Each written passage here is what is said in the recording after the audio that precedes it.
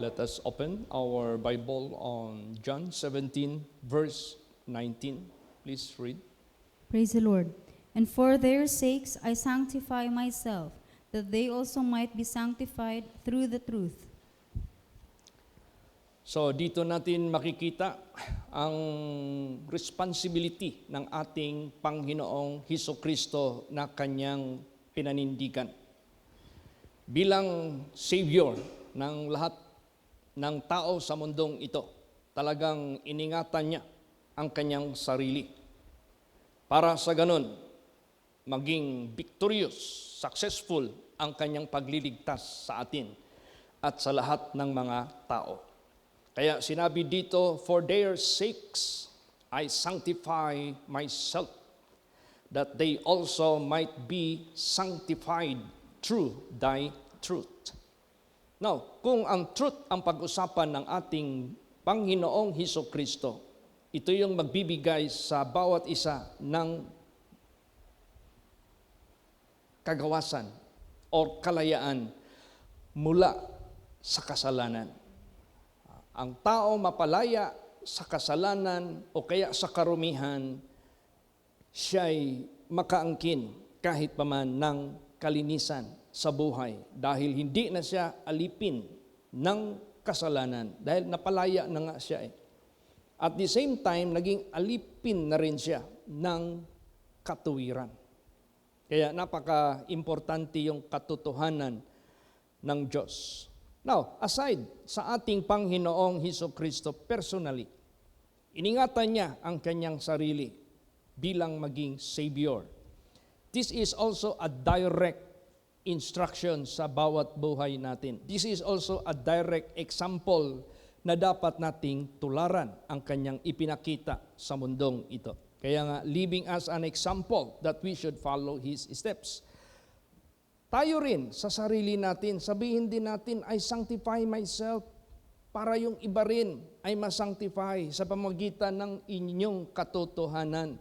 Kaya, do your responsibility na magamit ka ng ating Panginoong Diyos. Do your responsibility na maging liwanag ka sa ibang mga tao. Do your responsibility na ang katotohanan ng Diyos mahayag sa buhay mo at doon sa ibang mga tao. Kailangan talaga gawin natin ang ating responsibilidad. Sanctify yourself. Huwag kang magdungis sa sarili mo. Huwag kang magdumi sa sarili mo sa pamagitan ng paggawa ng mga bagay na kinasuklam, yung kasuklam-suklam sa paningin ng ating Panginoong Diyos. The ungodliness, the worldliness, the unholiness, unrighteousness, lahat which is not belong to God and that which is belong to the world, that is which belong to Satan, na pinaghaharian niya sa sanglibutang ito, kailangan wala na kayo dyan. Wala na tayo dyan. Malinis na tayo, kinuha na tayo ng Diyos sa karumihan, nilagay niya na tayo sa kabanalan at sa katuwiran. Praise the Lord! Hindi ka na makikita dyan sa gawa ng makamundo ng mga taong hindi nila kilala ang katotohanan. Hindi na bago yung buhay nila. Alipin pa rin sila sa kasalanan sa sanglibutang ito. Kaya, do your responsibility. Gawin natin ito, ang sanctification sa bawat isa sa atin. Gawin natin ito para marami pang mga tao masanctify sa pamamagitan ng katotohanan ng Diyos na nagbibigay sa atin ng dapat ikaw mismo, beneficiary ka, partaker ka sa katotohanan ng Diyos. Kaya sabi diyan, if you continue in my word, then you are my disciples indeed, you shall know the truth, and the truth shall make you free. So yung truth, which is the Word of God, kung nagpatuloy ka dyan, sumusunod, gumagawa, hindi ka na maging alipin ng kasalanan.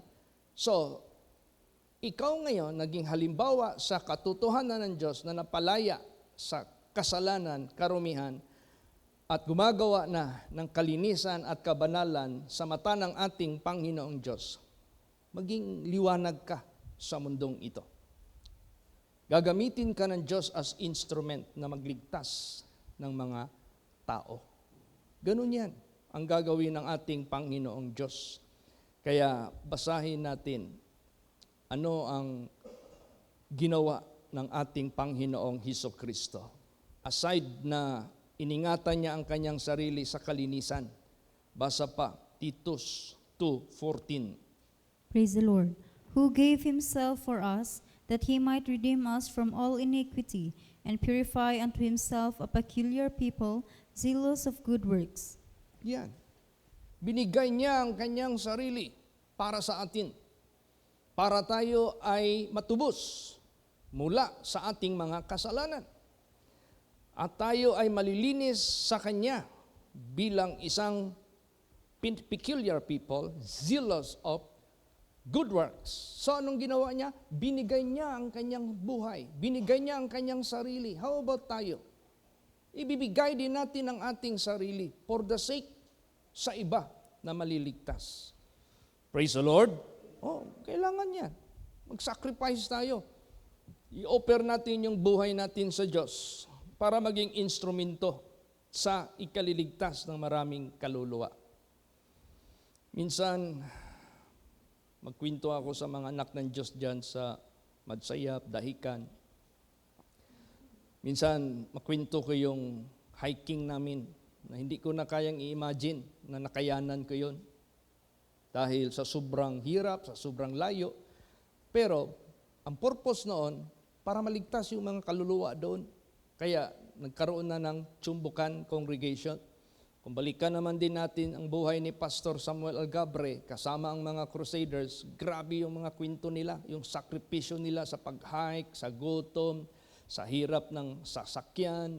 Minsan magsakay sila ng mga lorry na sasakyan ng mga troso na walang flooring. Makikita mo yung lupa abang tumatakbo, nandun sila sa likod na walang atip. Makita mo yung mga gulong na umiikot. Napakahirap. So, ganun nila binigay ang kanilang buhay para lang magsakripisyo para sa kaligtasan ng mga kaluluwa. Kaya minsan, nung nagpunta kami sa Madsayap, ano ang maalala ko? Hindi na sayang yung sakripisyo ni Pastor Samuel Algabre na hinalay niya ang kanyang buhay sa Diyos para sa mga kaluluwa ng mga tao sa sanglibutang ito. Ilang banta sa buhay niya na papatayin siya, he never surrendered, he never retreat, he never give up yung kanyang pagpunta doon until na-establish ang kongregasyon. O nakita naman natin gaano pinagpala ng Diyos ang mga kaluluwa doon. Tapos nagsanga-sanga pa, nagkaroon ng Kanggusan, nagkaroon ng Taganaga, nagkaroon ng Dahican. Diyan nagmula yan lahat sa Madsayap Congregation. So pag inoffer natin yung buhay natin, ibinigay natin yung buhay natin for the sake sa iba na maligtas, meron talaga ibubunga, meron talagang resulta, hindi pwede wala. Kung nagresulta at nagbunga ang pagbigay ni Jesus sa kanyang buhay para lang tayo matubos, may resulta din ang ating sakripisyo na mag-sanctify tayo para sa kaligtasan ng iba. Praise the Lord! Hindi wala tayong responsibilidad sa sarili natin. Mismo sa kaligtasan natin, we don't care. Ay kung wala kang care sa sarili mo, wala ka rin care sa iba. So unahin natin yung sarili natin that we do care for ourselves in sanctification through the truth of God. Para may posibilidad, gamitin tayo ng Diyos, magligtas ng marami pang kaluluwa. So ibigay natin yung buhay natin sa Diyos para natin i-offer ito sa ibang mga tao na kailangan pang ligtasin. Yun ang gusto ng Diyos sa buhay po natin. Basa pa. Isaiah 62 verse 1. Praise the Lord. For Zion's sake will I not hold my peace, and for Jerusalem's sake I will not rest, until the righteousness thereof go forth as brightness, and the salvation thereof as a lamp that burneth. Yan. Para for the sake sa Zion, hindi ko pipigilan ang aking kapayapaan. Wala akong kapayapaan. Hindi ako mapalagay, sabi ng Diyos. Hindi ako. I am not at rest. I am not at peace. For the sake of Zion, hindi ako mapakali. For Jerusalem's sake, I will not rest. Hindi ako magpahinga. Balisa ako until the righteousness thereof go forth as brightness. Hindi akong palagay, wala akong kapayapaan, wala akong kapahingahan hanggang mahayag ang katuwiran ng Diyos katulad sa isang brightness at ang kaligtasan katulad sa lampara na nagniningas. Ganon ang ating mentality. Ganon ang ating buhay. Hindi tayo mapalagay sa sarili natin for the sake of the people, for the sake of the souls of men, for the sake sa mga tao sa sanglibutang ito. Kailangan wag tayong magkaroon ng rest, wag tayong magkaroon ng kapayapaan without doing something until the righteousness of God as go forth as brightness, the salvation thereof as a lamp that burneth. Kaya si Jesus Christ mismo ang ihimplo natin. Yan ang dapat nating gagawin. Napaka-importante niyan. Kahapon, namin na-testimonihan si Sister Juby. Nabigay sa akin ng contact number. Testimonihan niya doon sa ospital. Sabi niya, yung husband ko na milagruhan, sabi niya, bedridden na itong husband ko at parang tingin ko mamamatay na. Pero nung naprehan siya ng alagad ng Diyos, gimilagruhan siya, pinagaling siya. Kaya kung maniwala ka rin sa anak mo, si anak niya may cancer sa colon, tapos parang terminal na. So, di natin alam what is the miracle of God, katulad sa nangyari sa husband ni Sister Juby. So, nagbigay ng contact number, so God be willing, bukas bibisitahan ko sila doon sa SPMC. Bali, 3 siguro ang mabisitahan ko doon na kinokontak ko sa SPMC. So, importante masyado ang sakripisyo ng buhay natin, na ang sanctification, huwag natin itong kaligtaan para gamitin tayo ng Diyos. Unang-una, bakit kailangan tayo ang sanctification? We have to take care of this. We have to be responsible of this para sa kaligtasan natin. Then, para naman sa iba na dapat maligtas. Yan ang dapat nating atupagin. Pag hindi natin nagawa yan, wala, failure yung kaligtasan natin sa buhay natin. Failure din yung ating paglilingkod sa Diyos. Pagdating ng panahon, sabihin ni Jesus Christ sa atin, I do not know you, you worker of iniquity, depart from me. Bakit tinawag kang worker of iniquity? Hindi ka nag-sanctify sa buhay mo.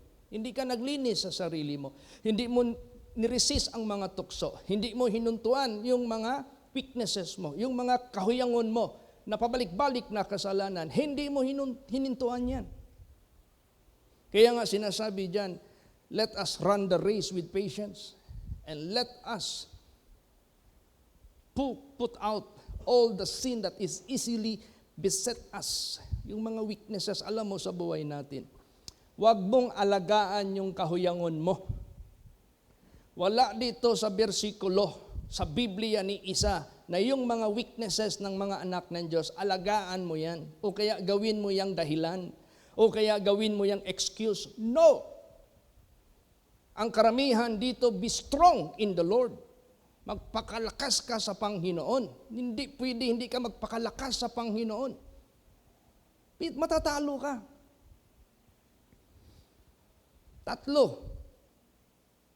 ang bagay na naka-line up yan. Pinakamakapangyarihan yung nasa langit ang Diyos. Ikalawang makapangyarihan si Satanas. Ikatlong makapangyarihan tao. Ang tao hindi pwedeng hihigit kay Satanas.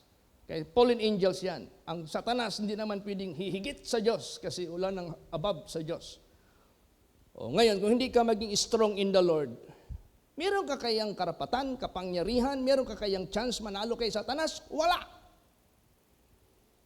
So don't make your weaknesses as your excuse. Do your responsibility to make yourself clean and sanctified by the truth of God. Punta ka kay Jesus Christ, be strong in the Lord. For the sake sa kaligtasan mo, for the sake sa ibang mga tao na dapat maligtas, gawin mo yan. Amen? Praise the Lord. Ganun. Huwag pa isi-isi. Huwag ka maging self-centered. Mabuti sana self-centered spirituality, self-centered para lang sa flesh. Hindi pwede yun. Kaya nga Jesus said, if you want to follow me to be saved, deny yourself. So, it is our responsibility to take care of our sanctification for the sake maligtas ka, for the sake maligtas yung ibang mga tao sa sanglibutang ito. So, binigay niya ang kanyang buhay para sa atin. Ibigay din natin yung buhay natin para sa iba. If you are already sanctified, if you are already cleansed by the truth of God, bigay mo yung buhay mo para sa iba. I-offer mo yan. Huwag mong ipagdamot yan. Huwag mong ipagdamot yan. I-offer mo yan. For God's glory and for God's honor. Tingnan mo, maliban na for the sake of Zion, for the sake of Jerusalem, wala siyang rest, wala siyang peace until the righteousness shall bring forth as brightness, until the salvation shall be as lamp that burneth. Ano pa? Basahin natin. 2 Corinthians 8:9. Praise the Lord. For ye know the grace of our Lord Jesus Christ, that though he was rich, yet for your sakes he became poor, that ye through this poverty might be rich. Yes. Though he was rich, why? He was in heaven. Though he was rich, why? He was not in agony as what he suffered dito sa sanglibutang ito. He was rich, why? He has the glory, eternal glory. But he became poor. Nagsakripisyo siya, bumaba siya, pumarito siya, bumisita siya, nagpakatawang tao siya. Sinuong niya ang kahirapan ng buhay ng tao. Sinuong niya ang mga tukso. Sinuong niya ang lahat ng mga persecution sa buhay niya hanggang sa kamatayan niya. Ginawa niya yan, nagpakapobre siya. For the sake lang sa atin na tayo yung maligtas, tayo yung maliwanagan, tayo yung... Ganon din sa buhay natin. Dapat meron din tayong mga hakbang to make something sacrifices as what Jesus have done. Praise the Lord. Kailangan mag-ano ka rin, magpakumbaba ka rin, magtiis ka rin, do sacrifice ka rin. Out of your love, out of your concern, out of the commandments sa Diyos na pinakita ni Jesus Christ na halimbawa sa bawat buhay natin. Hindi naman pwede na mag-serve tayo sa mga tao, hindi ka marunong magpakumbaba. Hindi ka marunong magtiis, hindi ka marunong mag-adjust, hindi ka marunong magsakripisyo, hindi ka marunong mag-suffer, hindi ka marunong magpuyat, hindi ka marunong magpagod. Hindi naman pwede yun. It's not an easy. Gawin natin yan ng buong puso for God's glory and for God's honor. So, ganun. Ang daming ihimplo si Jesus na pinapakita sa atin. Ano pa? Ano mga pagtitiis na tiisin natin para sa ating kaligtasan at para sa gawain ng Diyos? Tiisin natin yan. Basahin natin. 2 Timothy 2 verse 10. Praise the Lord. Therefore I endure all things for the elect's sakes, that they may also obtain the salvation which is in Christ Jesus with eternal glory. Yes. Tiniis ko ang lahat ng mga bagay alang-alang sa mga pinili, para sila rin ay makaangkin ng kaligtasan na nandyan lamang kay Hesukristo, kasama ang walang hanggang kaluwalhatian. O yun ang ating concern, na maligtas din yung iba. So let us sanctify ourselves that they might be sanctified. Tulad sa buhay ni Pastora Emma. Yung Acts 16:31, naangkin niya. Bakit? Si Sister Viola. Kasama pa yan ni Pastor Samuel Gabri noon. Crusader pa yan noon. Kasama pa yan sa Kitbog. Ang daming mga nakita niyang miracles. Ang tagal niyang nag-backslide. Ang tagal niyang nawala. Pero bakit? Nakapag-isip pa siya mag-request na magpa-pray dito sa atin. Yung pala hinahanda na niya yung kaligtasan for the sake kay Pastora Emma. Dahil nanindigan si Pastora Emma.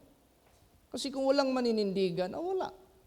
Pag merong manindigan, maligtas, pati yung sambahanan mo, gagawa ang Diyos ng paraan para yung Acts 16:31 may establish kahit in the point of death. Yes.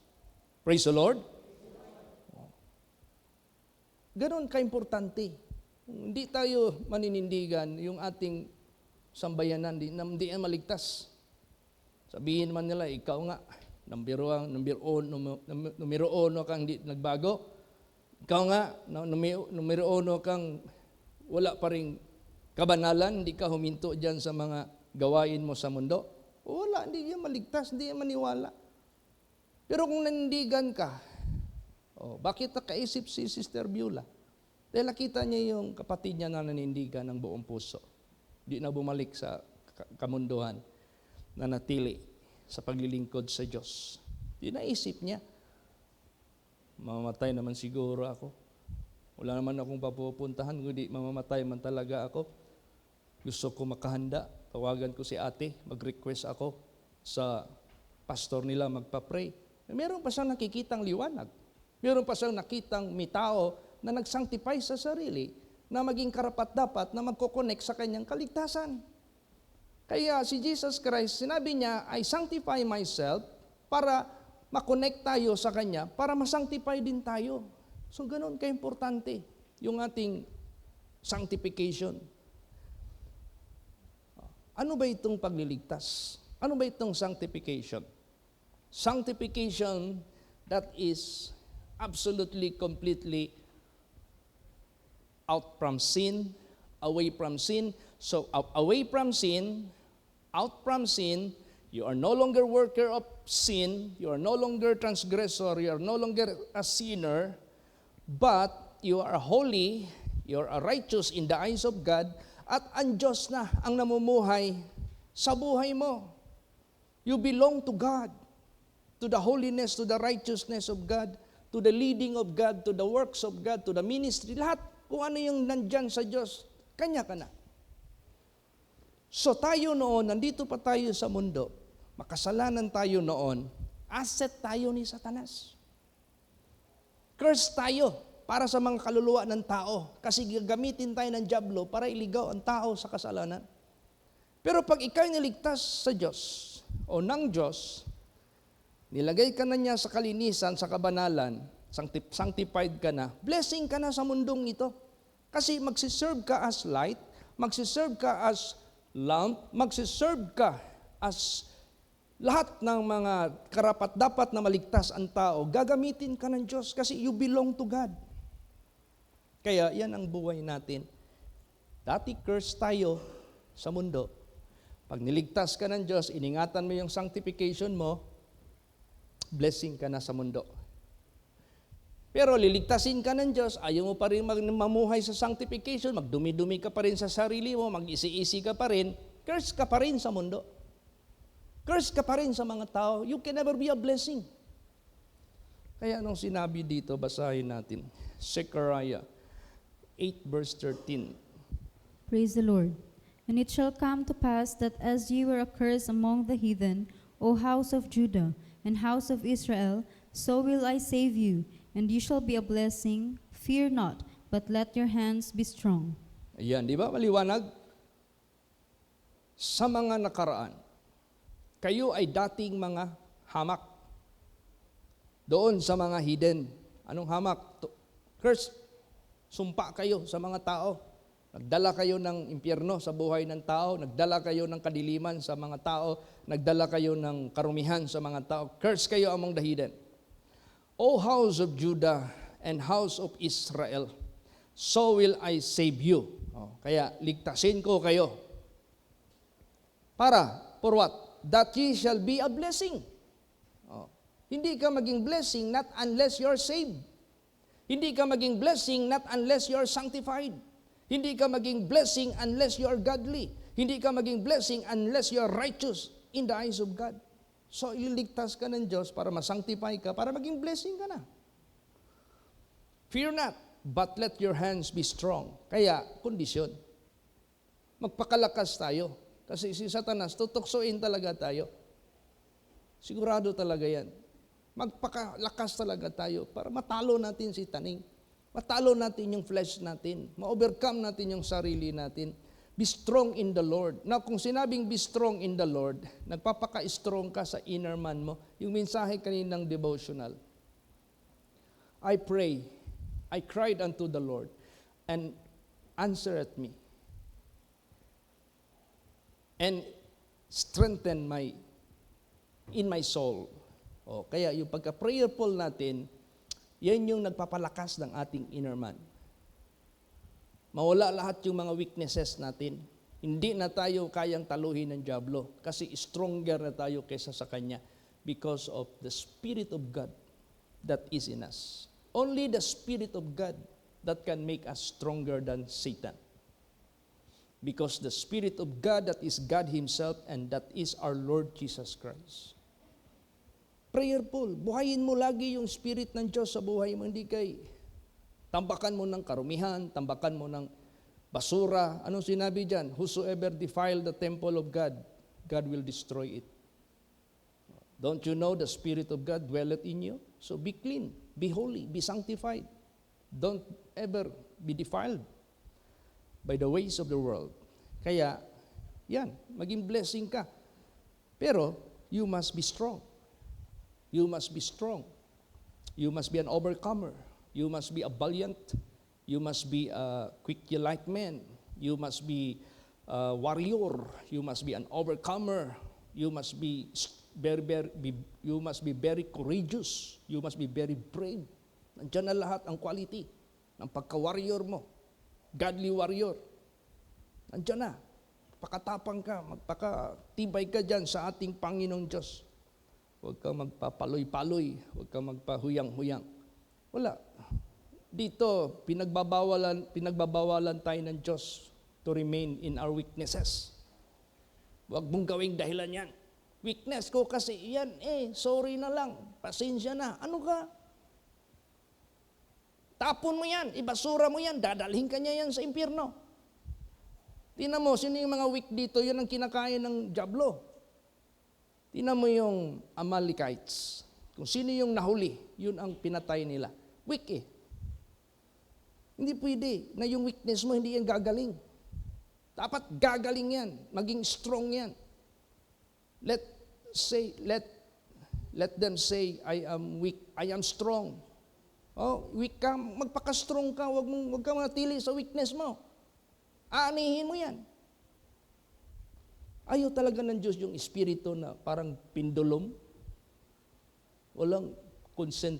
Hindi consistent ba? Dasig ka ron, luya na po, dasig ka ron, luya na po, pachamba-chamba. Uningon sa Diyos, o saman mo, di mo hot, di mo cold. Alanganin mo, iluwat mo.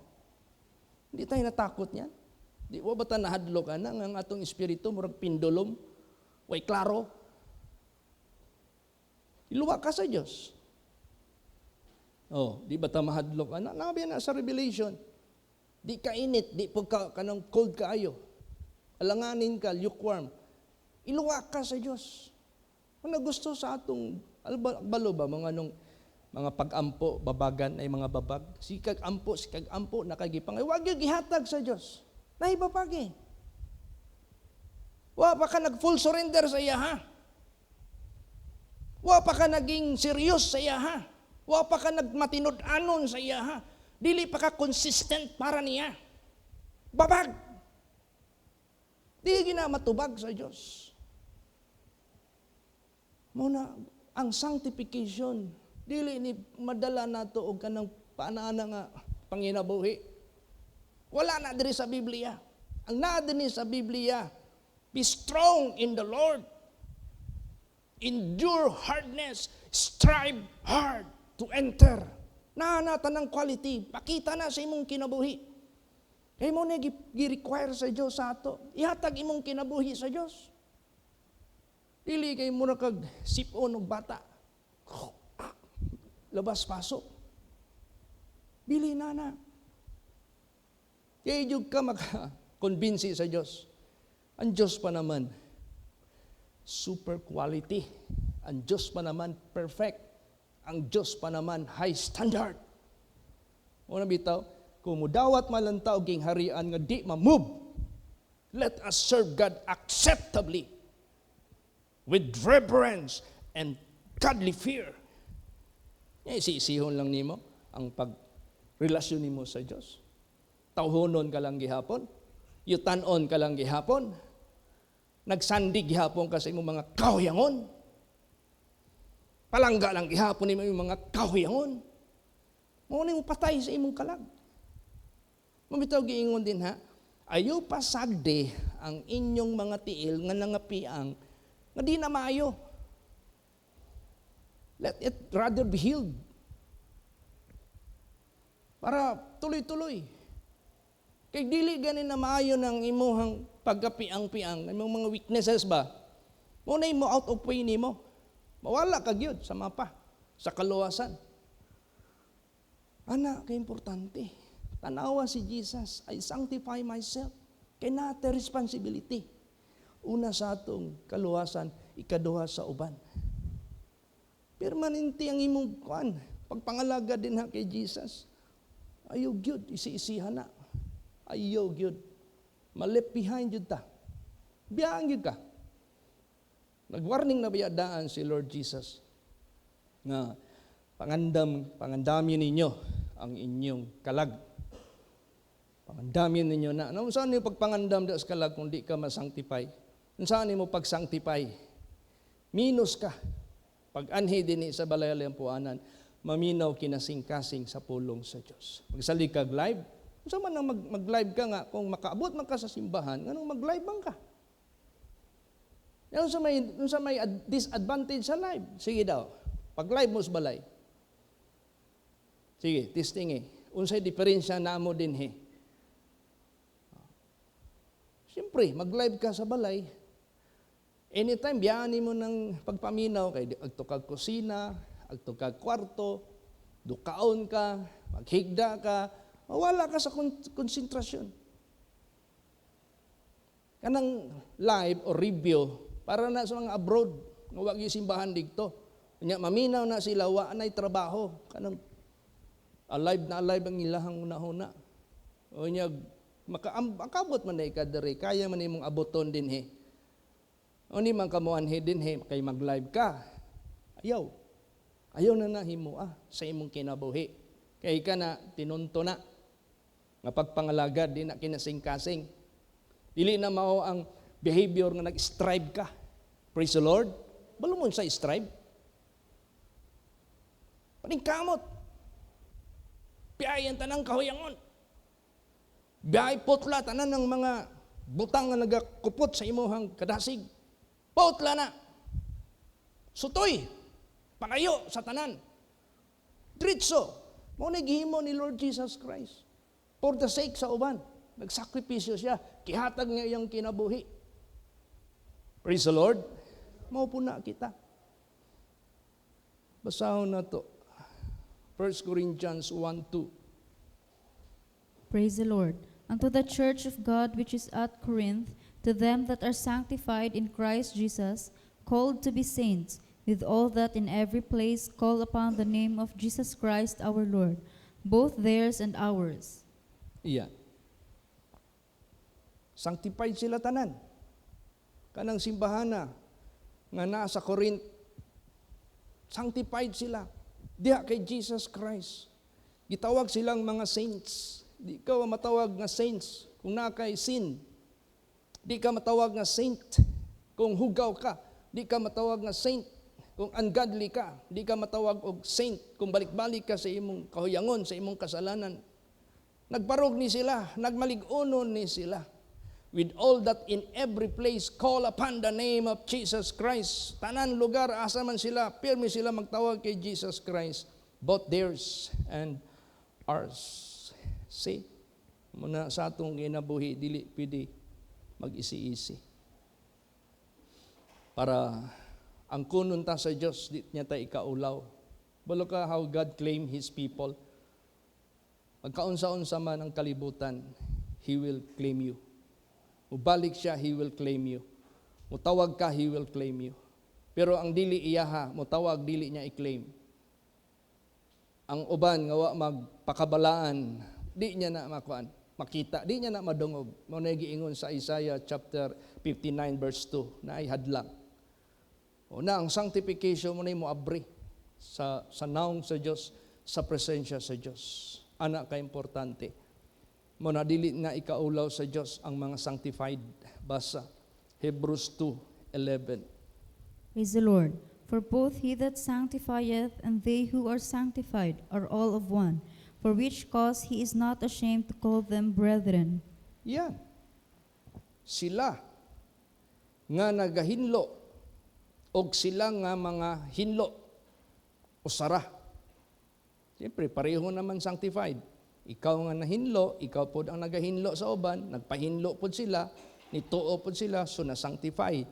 Isa lang, which cause he is not ashamed to call them brethren. Di niya ikaulaw, tawag mo kanyang mga igsuon.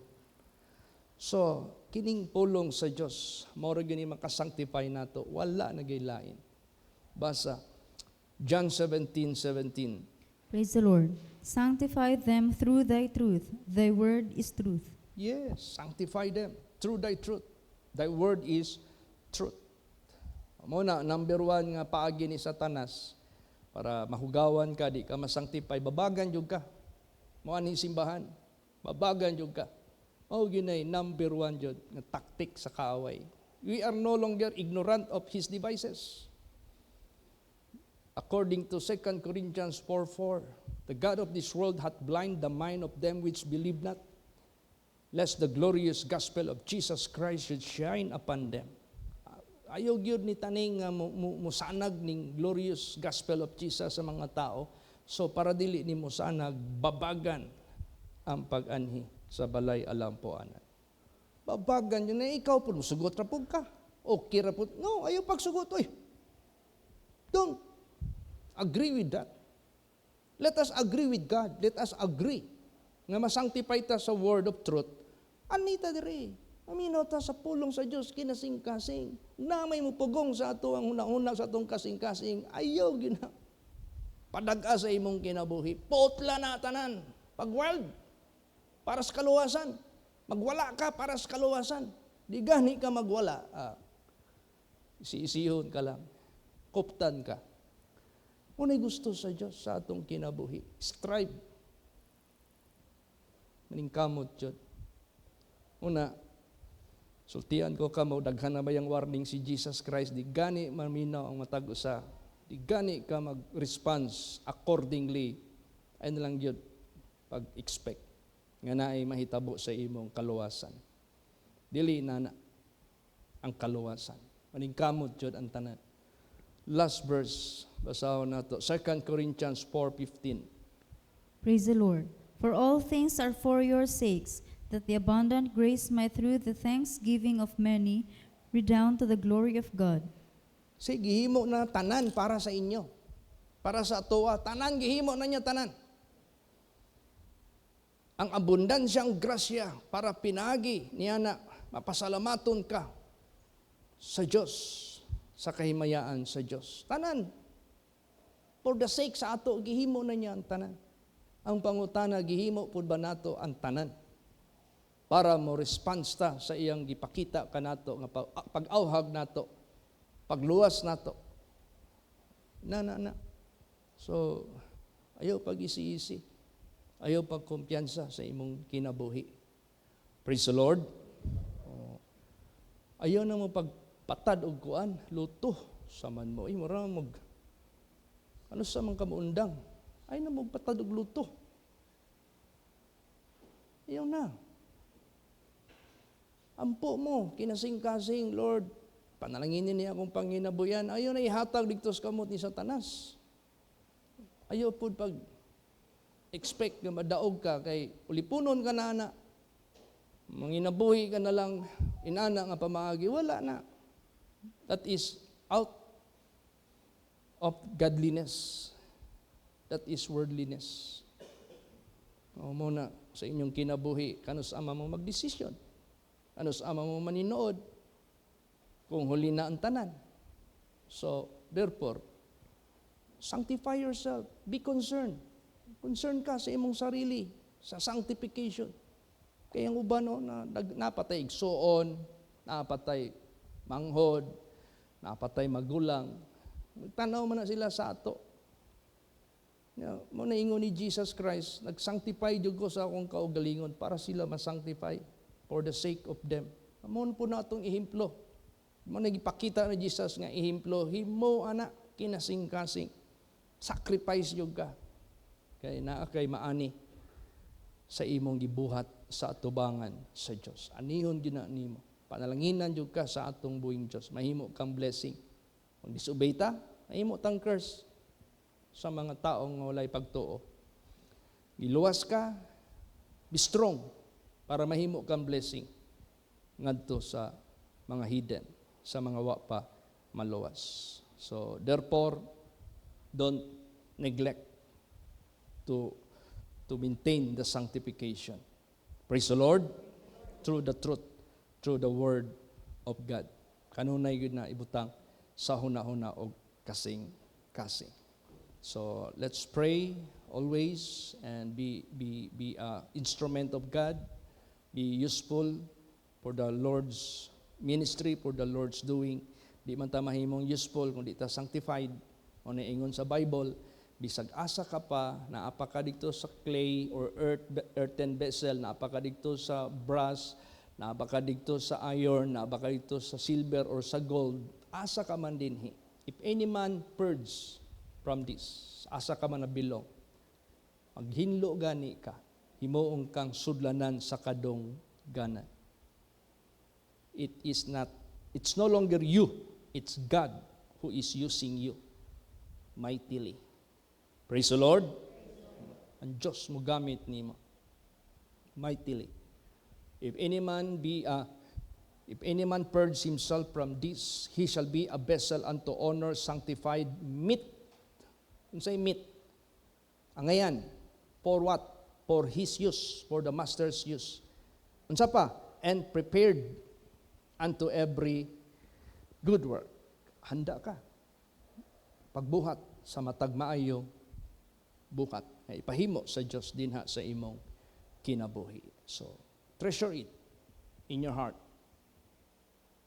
Fulfill the sanctification of yourself so that people, mga wa pa masanctify pud sila. Failing to do so, you are not saved. And you can never save others. Kundi nato na buhaton. O na isaktong mensahe nga gipaabot sa Dios kanato kanunay. Amen. Praise the Lord. Magatindog ang tanan. Atong awiton ang closing